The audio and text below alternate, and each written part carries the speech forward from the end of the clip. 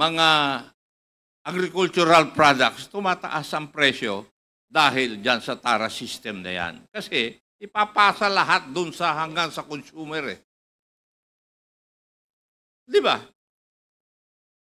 Minention kanina ni Mr. Guban, yung rice. Kaya nga mataas ang presyo ng rice dahil pinapasa lahat. Kung saan dadaanan yon from Vietnam, halimbawa, pagdating dito sa customs, may illegal fees, may legal fees.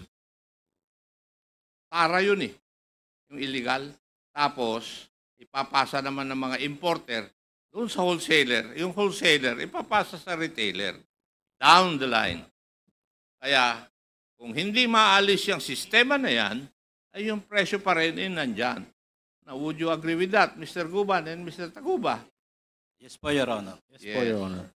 Major Cascolan, would you agree with that also?